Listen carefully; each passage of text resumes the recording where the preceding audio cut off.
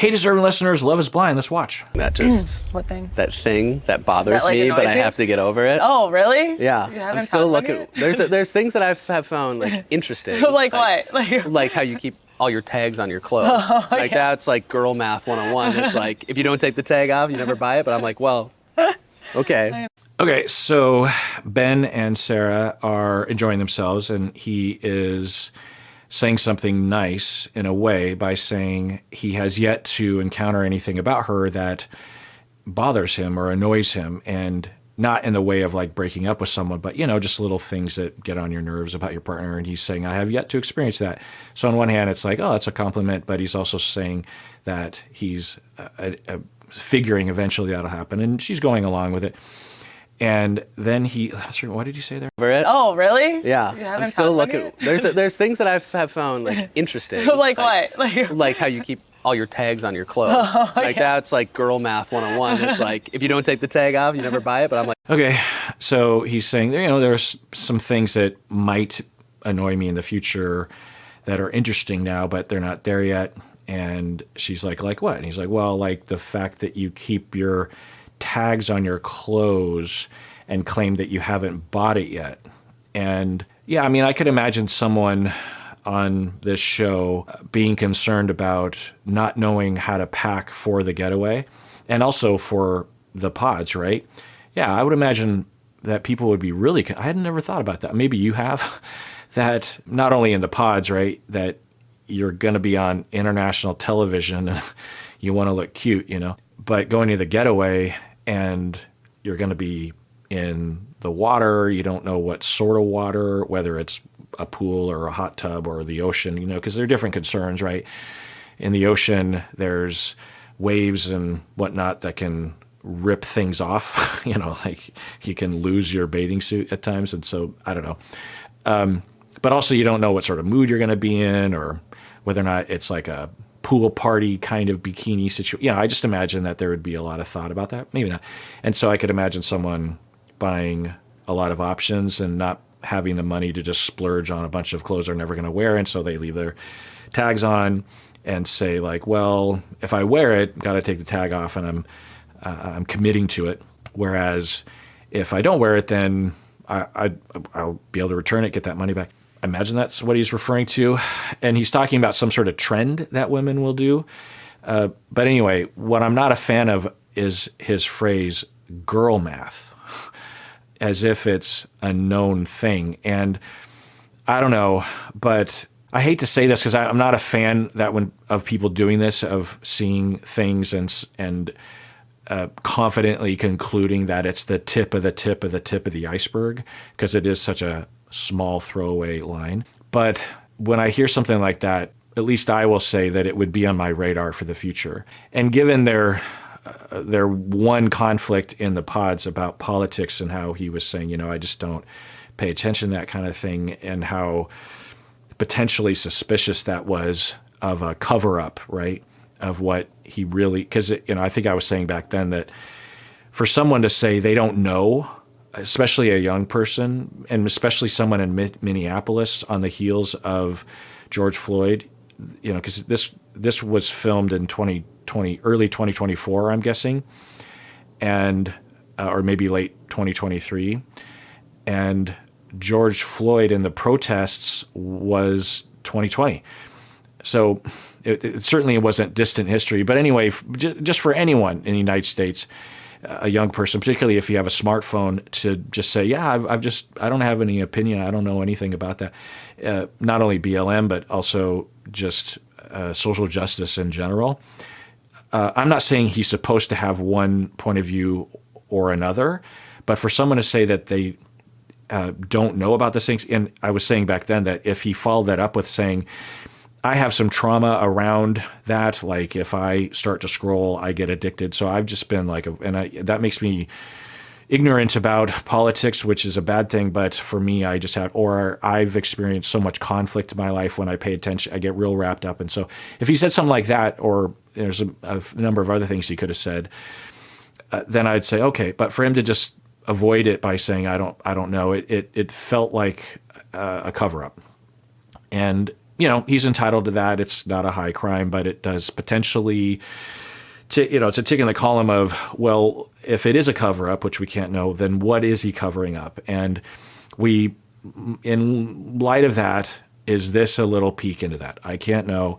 But there's a well-established misogynistic, sexist, wrong stereotype and way of keeping women down by having the attitude that women shop a lot. This goes back to the 50s of that style of misogyny where women were not even really allowed to work outside of the home.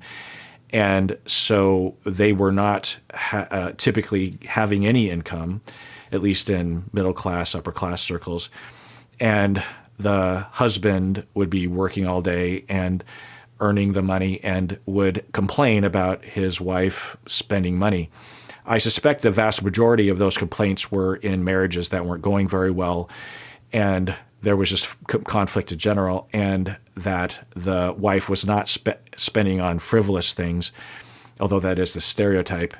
She was probably buying stuff for the kids or who knows, but the husband was, there was conflict in the marriage, and they were just fighting about anything, and the husband just didn't like the fact that they were struggling financially and blamed his wife for it. It's just a guess, there's a lot of different manifestations of that, but there's an old stereotype of, well, women, they're shopping all the time, and it just it was ridiculous back then in all likelihood.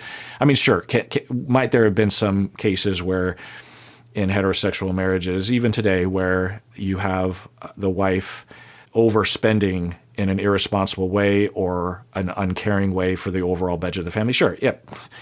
Anyone of any gender can do that. But that notion, and he's not saying that, but I can't imagine myself even thinking along those lines. If I saw, and I don't think I would care. Plus, the way I framed it, it's like, well, if you bought a bunch of clothes and you are, as a woman anyway, being pressured to constantly be fashionable and cute and in the male gaze and everything, and you're trying to get out ahead of that by buying a lot of stuff in advance, and you're keeping the tags on because you don't want to break the bank because of this stupid show that you're on, then it makes sense. So I'm just trying to think like what, and he's stating it like it's a known thing, like he's talked about it before and heard about it before, right? Like, girl math, and that phrase, girl math. What in the hell is that supposed to mean? Girl math. Ick. I mean, the more I think about it, the more it just grosses the crap. Now, might he overall be someone that I can cheer for? Yeah. I'm still in that camp because I have not seen enough to tip the scales for me. I haven't seen much, but it is a thing. Now, might he change his mind? Sure. And I think that's what Sarah is counting on. He said he's open to that, and maybe he is. But girl math? There's so many things that are said in those two words, right? That everyone knows that, one, women overspend and justify to themselves to buy too many clothes. Might some women do that? Sure. But anyway, and it's her fucking money. So she gets to do whatever she wants. And then also this phrase of girl math, like it applies to a broader category of how women, just that whole, because there's so much pain and agony and harm that emerges from that ball of wax. He's not to blame for that. That comment might, if it is in the direction that I wonder if it is, would just be a product of that ball of wax. He didn't invent it, but it does remind me of that. All your tags on your clothes. That's like girl math 101. It's like, if you don't take the tag off, you never buy it. But I'm like, well, okay. I know. Doesn't really click in my head, but I mean, I'm fine with it. Yeah. But there's got to be that one thing when we get back. And I should also observe that Sarah is rolling with it, which could mean that my take on it is not her take, and it doesn't matter to her. And she might agree. Yeah, I do this thing that a lot of me and my girlfriends do, da-da-da-da-da. and I agree with it, or I'm neutral about it. She has her hand on his thigh and she's laughing, and from the looks of it, she's really in love with him and has a lot of all the feelings, both heart, mind, and crotch towards him. And, that's what a lot of us are looking for when we're falling in love, right? So she has that. And so maybe all things are through rose-colored glasses, or it's not the way that I'm interpreting it, which isn't really interpretation. It's a question mark because it's such a little thing that he said. Anyway, but it does raise that overall question that I think maybe many in the audience, I don't know, but at least for me, because that whole conversation that happened in the pods about social justice, presumably included sexism. Now, should we expect Sarah to have like an advanced academic understanding of sex? For me, it's expected, and especially as a professor, that I would have frequent conversations and I would frequently listen to others, particularly women, about sexism, and I would frequently read research and I would frequently self-investigate periodically, and not just like once a month. We're talking, potentially like every day as a therapist and as a professor. At least once there's a moment of like, oh, what was that? Or what is that I'm seeing, or whatever.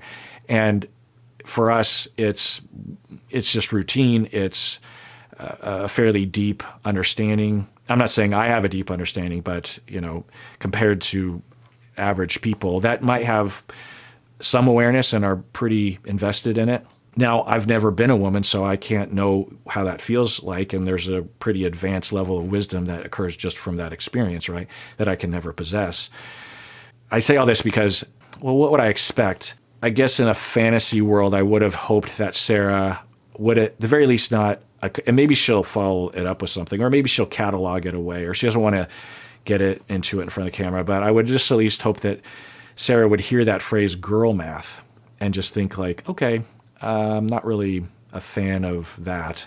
Where is this headed? Is this an indication of something? And, I still love him, and maybe I'll just put up with it because I know overall he's a good person and he's heading in the right direction. I'm not going to set out to reform him or something, maybe it's, well, I'll talk with him about that later.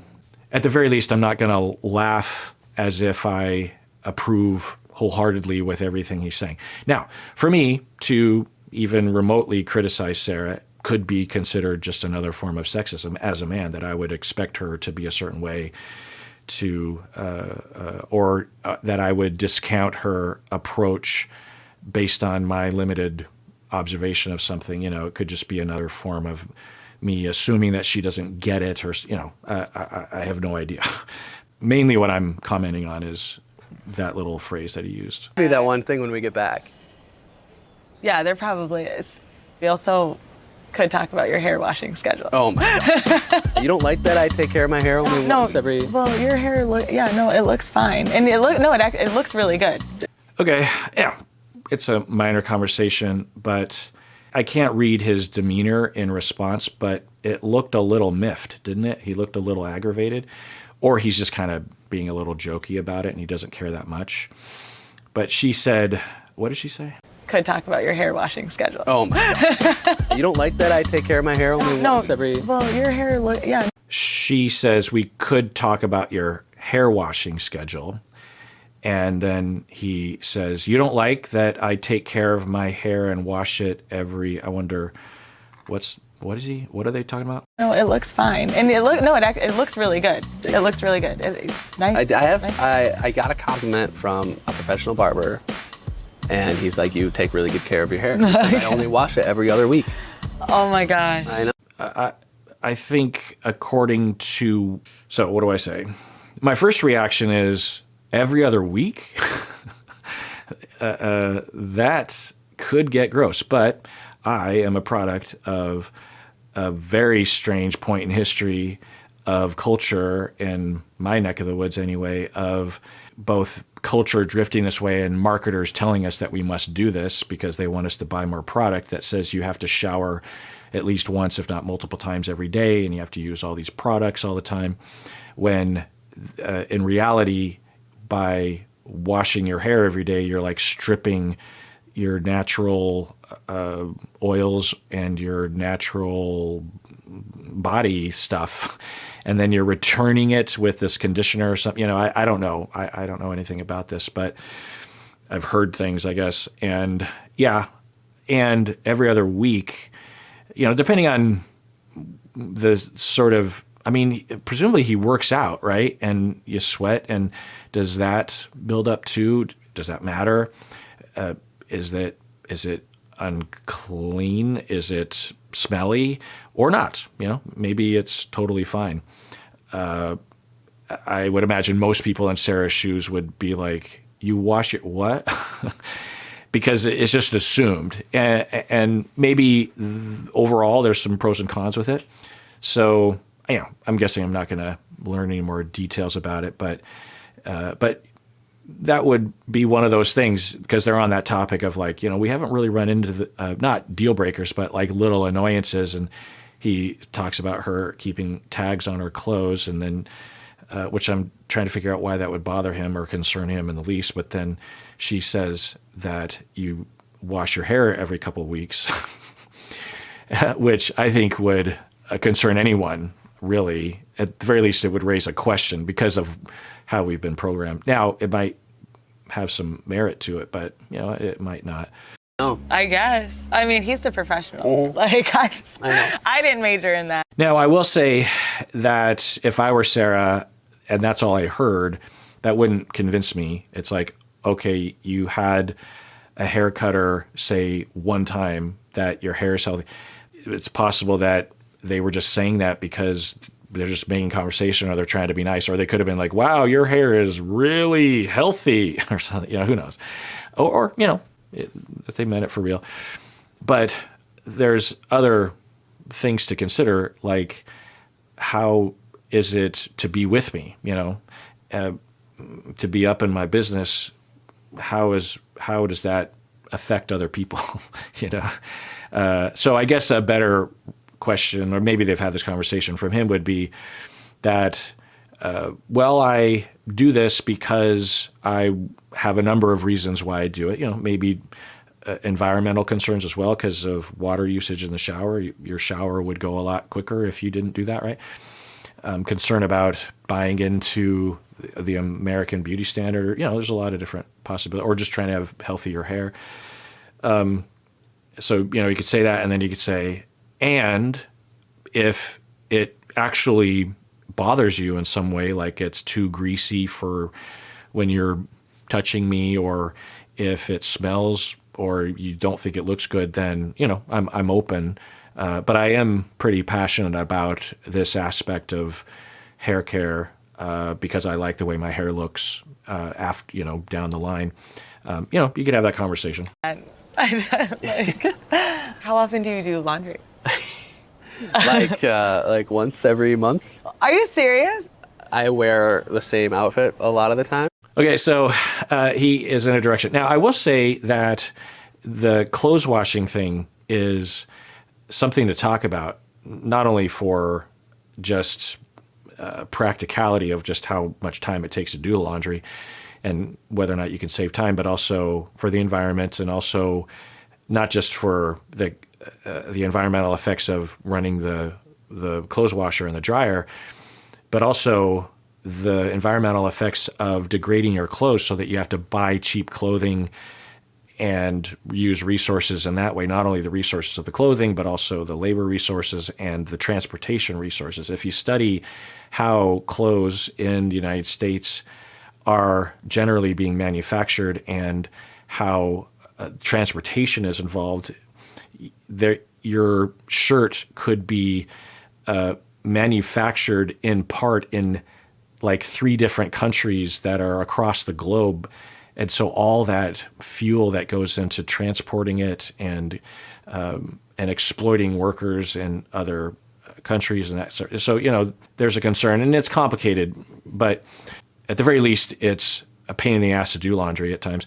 So one of the and I don't know, I'm not an expert, but I've heard that Americans, maybe in particular, and I certainly was like this in the past, and I'm less like this now, that they will wash their clothes after every use, even though you didn't get dirty, you didn't sweat, particularly if you wear an undershirt and then you wear a shirt over it, Anyway, depending on your lifestyle, but I think it's viable to wash after every use, certain types of clothing, if you will.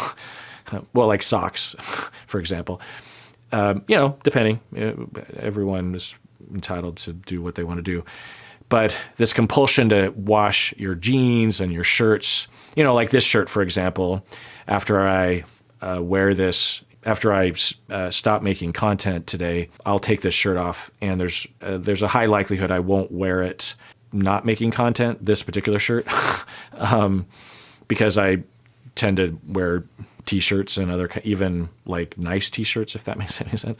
And so I won't wash it after this usage. So, everyone is fine.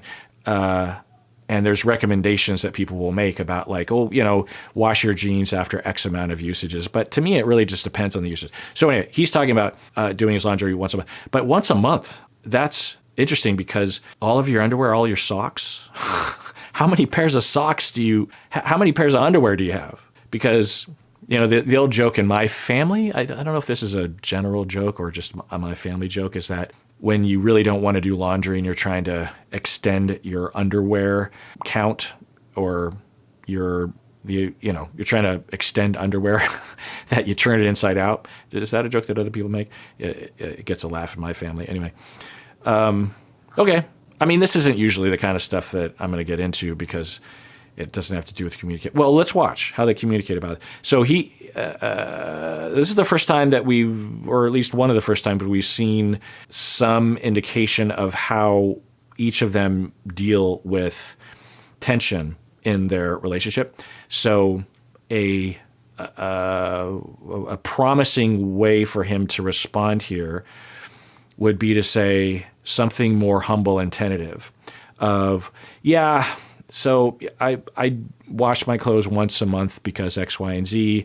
And, I'm open to changing but I think that I can wear underwear multiple times before you have to wash it because, I'm a generally clean person and I don't shart very often. And so I don't have to, out of context. I don't have to change my underwear. I'm not saying that because you do the laundry once a week that you must be a frequent sharter, but I'm just saying. So the thing to evaluate that I'm starting to key in on is how confident he is in his assertions, how firmly he establishes his point of view, which might not indicate anything about his overall personality or their relationship, but it might say something. Because his previous thing about the hair seemed without any wiggle room, he was establishing, because when he was talking about the tags thing, she was laughing, and we don't know what she was thinking internally, but she didn't say, she didn't defend herself. And he's not being, this is just a casual conversation, but, if I'm going to react to things, this is what I'm reacting to. Because I have another question. Yeah. How often do you wash your bed sheets? Every, probably 2 weeks. Okay, that's good. I love fresh sheets. I know, me too. That'd be one of those surprises if you're like... Okay, well, we didn't get an opportunity to see delving into the laundry conversation. I'd be curious. I'm personally just curious as to what he does regarding underwear and socks. If he has 30 pairs of socks and underwear, then, I can get behind that. I've had a long day at work or something.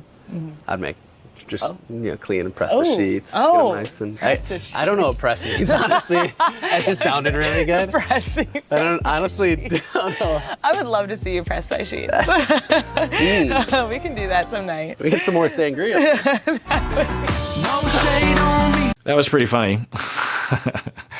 Kind of a little cream pie moment, I guess. Well, that's not really the same. That was inserted, so to speak, by Madison not in as subtle of a way, right? Because they weren't talking about anything related to cream pies. What were they talking about? They were just talking about like food that they like to eat, right? Now, maybe she genuinely likes cream pies, Madison, in the food form, and will, in the moment when she said that, she was like, oh, and also, and she leaned it. But to me, it kind of just looked like, by the way, I saw some things, not in this comment section, but in other arenas, that people were accusing Madison of using sex as a weapon or something and sexualizing her relationship with Mason, and also accusations about Mason being a nymphomaniac or a sex predator or something. And I'll just say, it makes me wonder if I'm watching this same show as other people. It's fine that Madison was being flirty and talking about sex with Mason. She's dating Mason and thinking about marrying him and has that vibe with him, and talked about that. Now in the edit, we saw only Madison talking about sexual things, and barely ever sexual things, with Mason and not with Alex. And all that is just, that's fine. I don't know, there's really nothing to say about that other than it's all just regular human ethical behavior. There's nothing, and I feel like that there are some, and of course this show goes out the entire world, and there are, when I think about watching 90 Day Fiancé and hearing people's attitudes around the world about things, like, what was his name? The guy who married the woman in New Mexico, and he was from Egypt. Anyway, his attitudes about sexuality and gender and whatnot were extremely different from mine. And so, some people just watching Madison say anything about sexuality would be some kind of a indication of some transgression or some kind of pathology or so. So I never know where people are coming from. Anyway, so yeah, I don't know why I'm going into that. I want to actually, maybe after watching this current set of episodes, go back and review, not to make a whole series of episodes, but just out of curiosity to go back, knowing what we know about Madison, especially since we didn't get to see her post pods, and watch her and Mason and Alex and comb through some of that data that we saw in the edit, because that whole turn, for me anyway, of when Madison was laughing and saying that breaking up with Mason tastes so sweet, I was like, and calling him a clown, and the way that she broke up with him, I was like, whoa, because arguably heading into that scene, Madison was saying favorite is a little funny, but I was definitely pulling for her and was commending her for a lot of things, and was marveling at her emotional intelligence and her strength and her vulnerability and her ability to talk about the core of the matter. Like when she would have her feelings hurt, she would just state that without having defensiveness about it. At times she would say that. So it was such a big, so I feel like I want to go back in time and say, like, was I just not picking up on the signs? So, watch out for those episodes if I have time and feel like it, but I really want to. Anyway, let's get back to the show. Actually, it looks like this is the end of this scene, so we'll wrap up this episode. Everyone out there, please take care of yourself, because you deserve it. You really, really do. All eyes on you.